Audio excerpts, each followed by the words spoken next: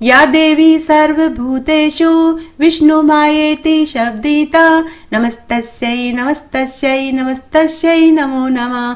या देवी सर्वभूतेषु बुद्धिरूपेण संस्थिता नमस्तस्यै नमस्तस्यै नमस्तस्यै नमो नमः। या देवी सर्वभूतेषु लक्ष्मीरूपेण संस्थिता नमस्तस्यै नमस्तस्यै नमस्तस्यै नमो नमः।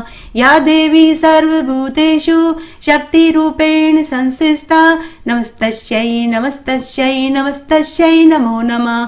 या देवी सर्वभूतेषु शान्तिरूपेण संस्थिता नमस्तस्यै नमस्तस्यै नमस्तस्यै नमो नमः।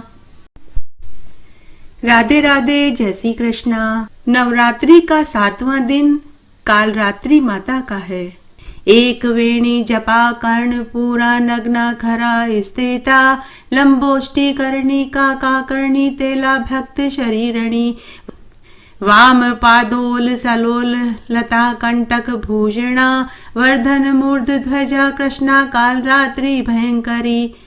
माँ दुर्गा जी की 7वीं शक्ति कालरात्रि के नाम से जानी जाती है।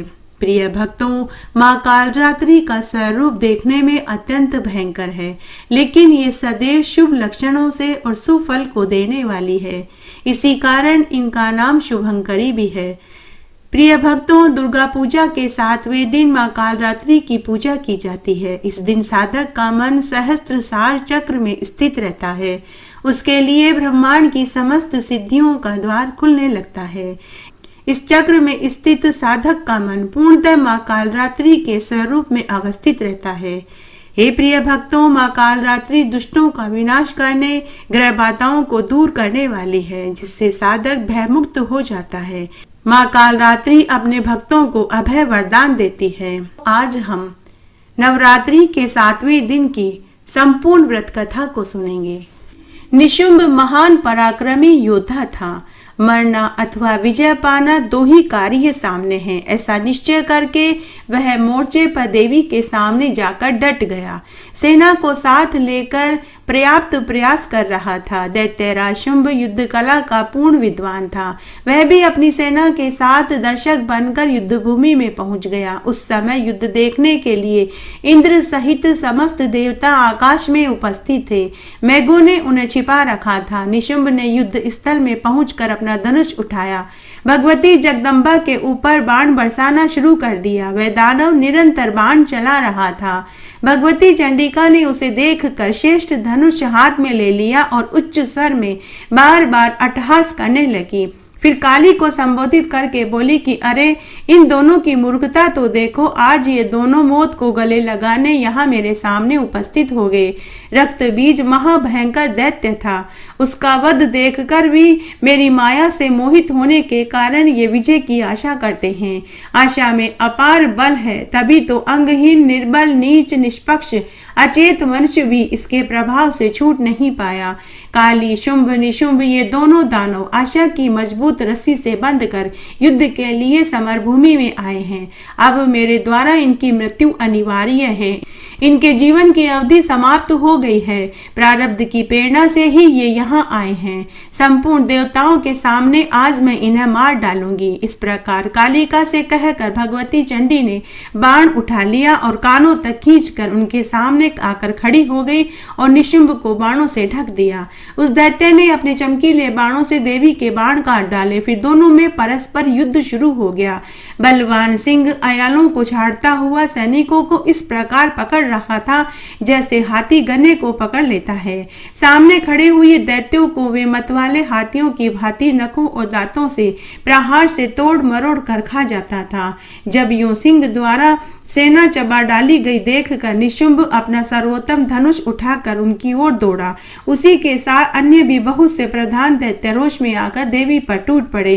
क्रोधवश दांतों से उनकी जीभ कट जाती थी, उनके नेत्र लाल हो जाते थे। उसी अवसर पर शुंभ भी सेना सहित आधमका और कालिका पर वार करके भगवती जगदम्बा को पकड़ने के लिए आगे बढ़ा। उसने आकर देखा कि भगवती जगदम्बा युद्ध भूमि में सामने खड़ी है। उनका कमनीय विग्रह भीषण रौद्र रस सुंदर श्रृंगार से सुशोभित है। उनकी भौहें बड़ी विकट है। त्रिलोकी में वे अनुपम सुंदरी है। क्रोध के कारण उन रमणी की आंखें लाल हो रही है। दूर से ही देवी का ऐसा रूप देख शुंभ की विवाह विषयक इच्छा और विषय संबंधी आशा दोनों शांत हो गई। मरण का निश्चय करके वह धनुष हाथ में लेकर खड़ा रहा। तब देवी ने मोर्चे पर उपस्थित सभी दैत्यों को सुनाते हुए हंसकर शुंभ के प्रति वचन कहे, अरे पामरो, यदि तुम जीने की इच्छा रखते हो तो अभी अस्त्र शस्त्र डालकर पाताल अथवा समुद्र में चले जाओ, नहीं तो युद्ध भूमि में मेरे बाणों से तुमको सबको मैं मौत के घाट उठा दूंगी। मैं तुम्हें अभय वरदान दे सकती हूँ, तुम जाओ और अभी भी सुख पूर्वक वहां जीवन जी सकते हो। देवी की बात सुनकर अभिमान में प्रमत रहने वाला निशुंभ तेज धार वाली तलवार तथा अष्ट चक्र नामक ढाल लेकर उसकी ओर दौड़ा और उसमें उस समय असीम बल था। उसे तुरंत तलवार से सिंह के मस्तक को चोट पहुंचाई। पैतरे बदलते हुए भगवती जगदम्बिका पर वार करना आरंभ कर दिया। तब देवी ने अपनी गदा से निशुंभ की तलवार के प्रहार को रोककर फरसे से उसके कंधे पर आघात पहुंचाया। उस अभिमानी दैत्य का कंधा तलवार से आहत हो गया, फिर भी उसने उस पीड़ा को सहन कर लिया और चंडिका पर शस्त्र चलाने लगा। तब देवी ने सबको भयभीत करने वाली अपनी घोर घंटा ध्वनि करी। साथ ही निशुंभ का वध करने की इच्छा प्रकट करते हुए बारंबार मधु पीने लगी। इस प्रकार अत्यंत भयंकर देवा असुर संग्राम होने लगा।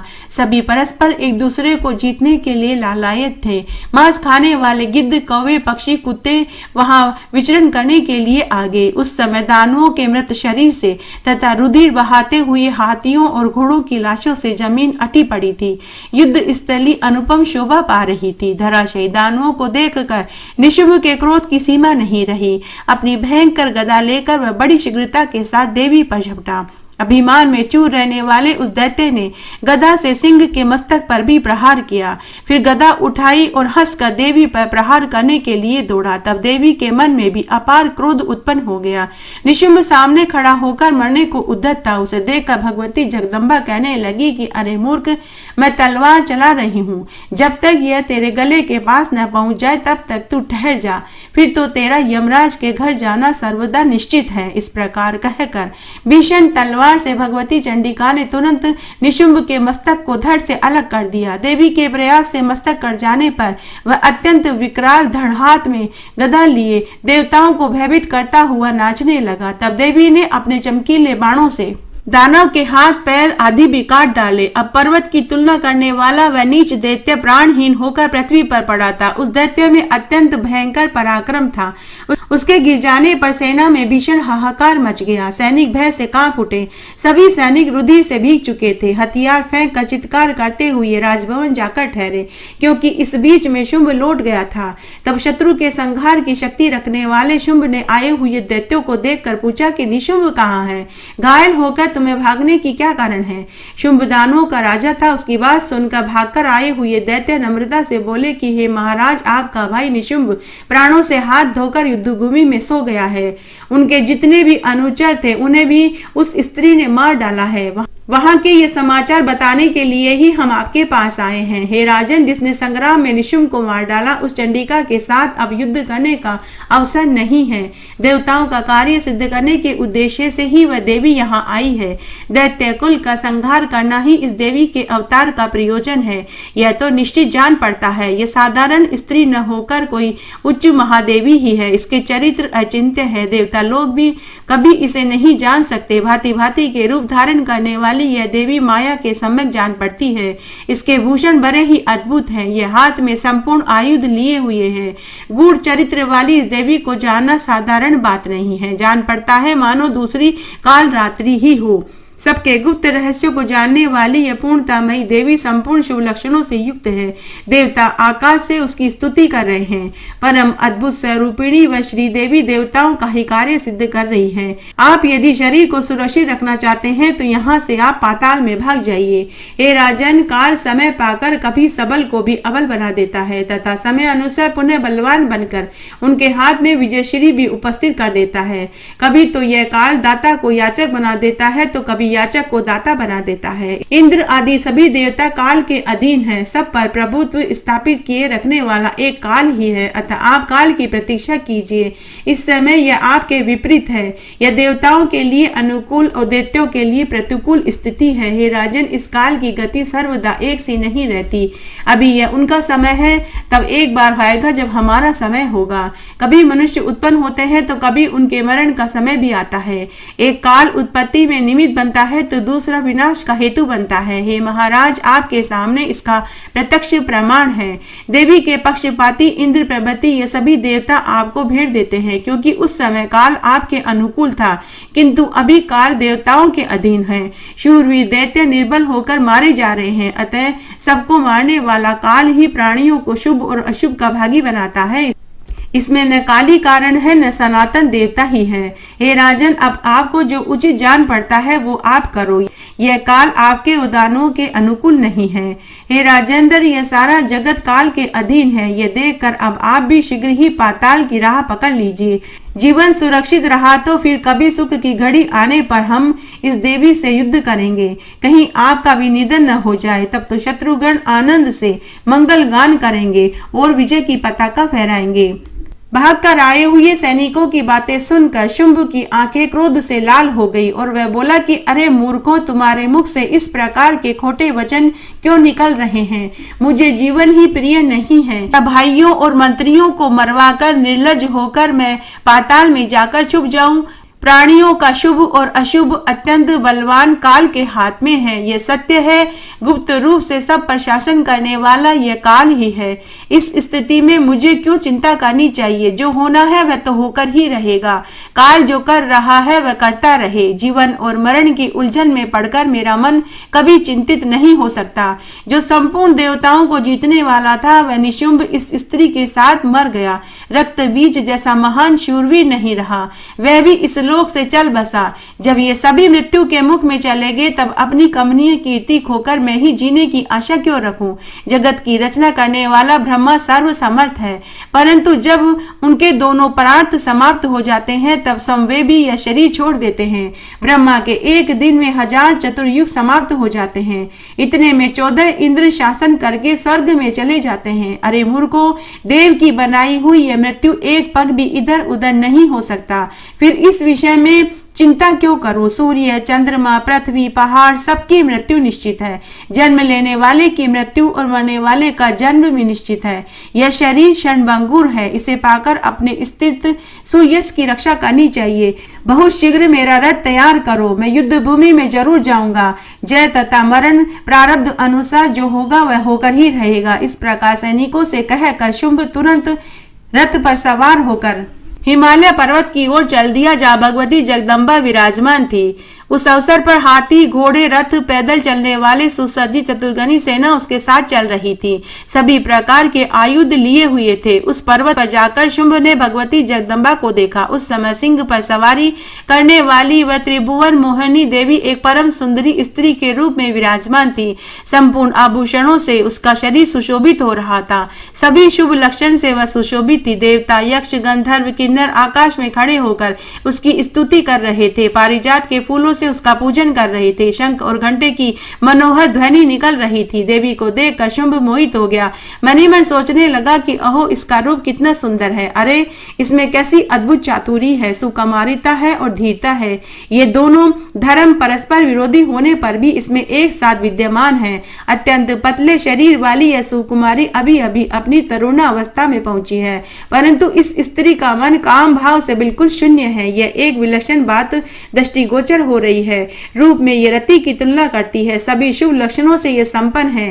क्या यह साक्षात अंबिका ही तो नहीं है, जिसके द्वारा संपूर्ण महाबली दानव मारे गए? इस अवसर पर मुझे कौन सा उपाय करना चाहिए जिससे यह मेरे वश में आ जाए? इस मरालाक्षी को वश करने की उपयुक्त कोई भी मंत्र मेरे पास नहीं है, क्योंकि अभिमान में मत रहने वाली यह मोहिनी देवी सर्व मंत्रमयी है। सुंदर वर्ण वाली यह सुंदरी किस प्रकार मेरे अनुकूल हो जाए? अब मेरे लिए सम्रागण से पृथक कोई पाताल में जाना उचित नहीं है। यदि साम, दाम, दंड, भेद इन उपायों से भी यह अपार शक्ति रखने वाली देवी वश में न हुई तो ऐसी कठिन परिस्थिति में मुझे क्या करना चाहिए और मैं कर भी क्या सकता हूँ? स्त्री के हाथ मरना ही उपयुक्त नहीं है, क्योंकि इससे अब कीर्ति फैलती है। ऋषियों ने बतलाया है कि शेषकर मृत्यु वह है जो समरभूमि में समान बल वाले योद्धा के साथ लड़ते लड़ते मरे।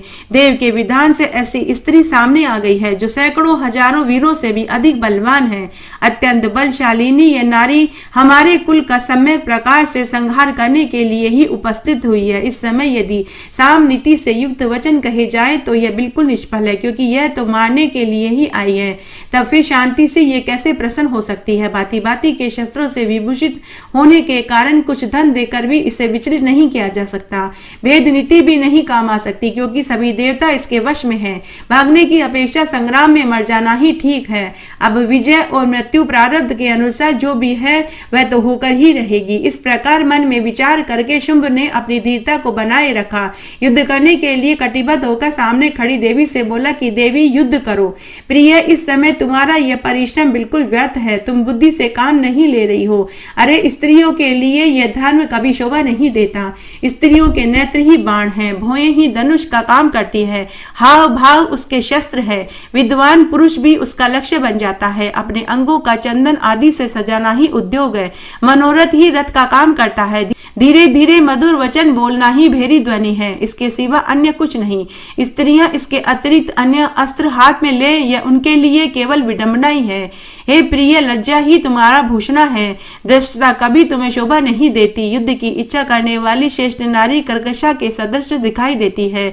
धनुष खींचते समय स्त्री अपने स्तनों को छिपाने में कैसे सफलता पा सकती है? कहाँ धीरे धीरे पृथ्वी पर पैर रखना और कहाँ गदा लेकर दौड़ना। इस समय यह कालिका, दूसरी स्त्री चामुंडा, यही तुम्हारी बुद्धि दात्री है। बीच बीच में चंडिका भी तुम्हें उपाय बताया करती है। रूखी बोली बोलने वाली शिवा तुम्हारे सुश्रूषा में रहती है। संपूर्ण प्राणियों में भयंकर सिंह तुम्हारा वाहन है। हे वर वर्णिनी, तुम वीणा न बजाकर शंख ध्वनि बजा रही हो।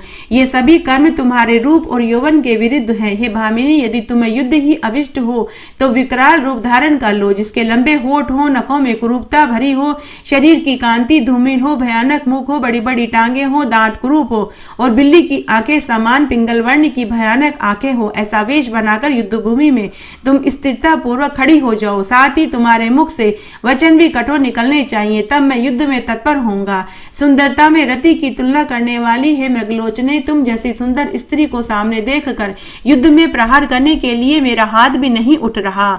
चुंब काम से व्याकुल होकर ऐसा कह रहा था। उसे देखकर भगवती जगदम्बा मुस्कुराकर कहने लगी और बोली कि अरे मूर्ख, काम के बाण से अपनी विवेक शक्ति खोकर क्यों व्यर्थ विलाप कर रहा है? अरे मूर्ख, तू कालिका अथवा चामुंडा के साथ ही युद्ध कर ले, मैं तो केवल देखने के लिए खड़ी हूँ।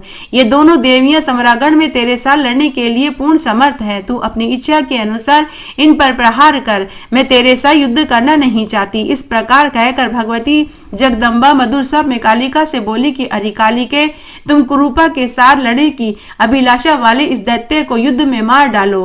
कालिका स्वयं काल रूपिणी है, काल की प्रेरणा से ही उनका पधारना हुआ है। जगदम्बा की आज्ञा पाकर उन्होंने तुरंत गदा उठा ली और सावधान होकर मोर्चे पर डट गई।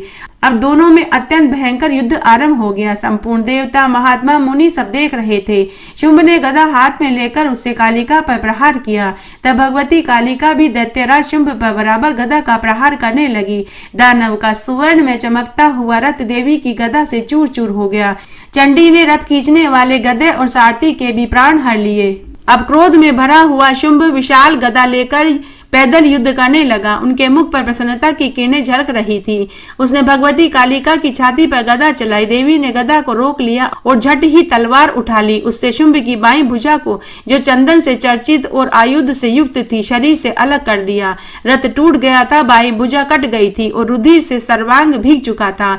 इस स्थिति में भी वह दैत्य गदा हाथ में लिए आगे बढ़ा, कालिका पर प्रहार करने लगा। तब देवी ने हंसते हंसते तलवार से उसकी दाहिनी भुजा भी काट डाली। बाजू और गदा से सुशोभित उस भुजा को भी शरीर से अलग हो जाना पड़ा।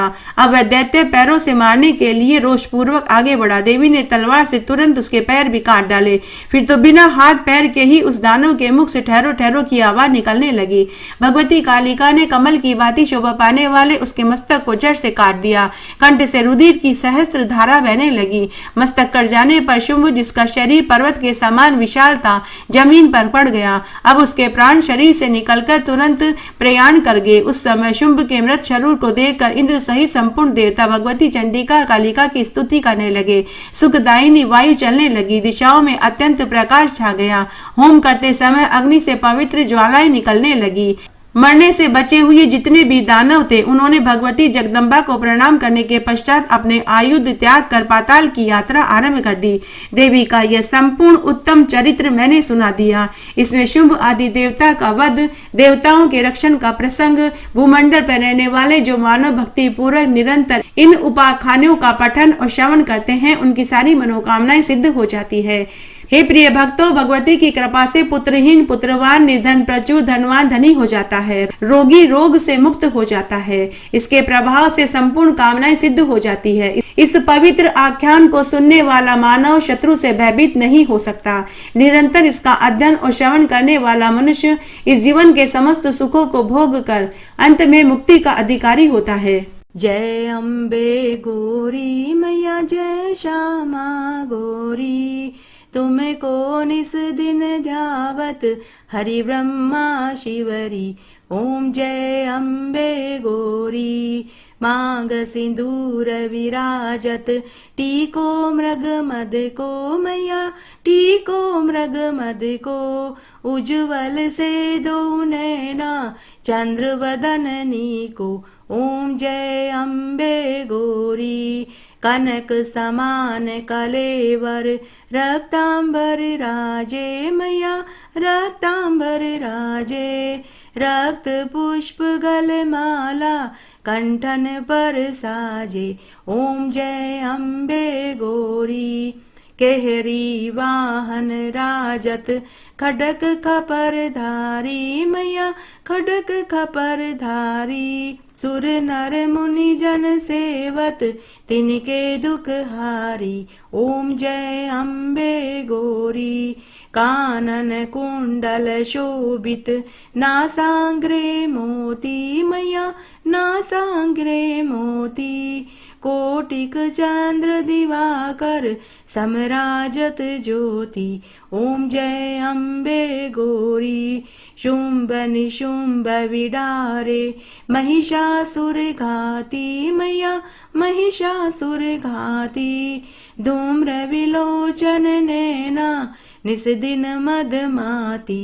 ओम जय अम्बे गौरी, चंड मुंड संघारे, शोणित बीज हरे मैया, शोणित बीज हरे, मधु के टब दो मारे, सुर बहीन करे। ओम जय अम्बे गौरी, ब्रह्माणी रुद्राणी, तुम कमला रानी मैया, तुम कमला रानी, आगम निगम बखानी, तुम शिव पट रानी। ओम जय अम्बे गौरी, 64 योगिनी गावत, नत करत भेरू मैया, नत करत भेरू, बाजत ताल मृदंगा, अर बाजत डमरू। ओम जय अम्बे गौरी, तुम ही जग की माता, तुम ही हो भरता मैया, तुम ही हो भरता, भक्तन की दुख हरता, सुख संपत्ति करता। ओम जय अम्बे गौरी, भुजाचार अति शोभित, वर मुद्रा धारी मैया, वर मुद्रा धारी, मन वांछित फल पावत, सेवत नर नारी। ओम जय अम्बे गौरी, कंचन थाल विराजत, अगर कपूर बाती मैया, अगर कपूर बाती, माल के तू में राजत, कोटि रतन ज्योति। ओम जय अम्बे गौरी, मां अम्बे जी की आरती, जो कोई नर गावे मैया, जो कोई नर गावे, कहत शिवानंद स्वामी, सुख संपत्ति पावे। ओम जय अम्बे गौरी, ओम जय अम्बे गौरी मैया, जय श्यामा गौरी, तुमको निस दिन जावत हरि ब्रह्मा शिवरी, ओम जय अम्बे गौरी।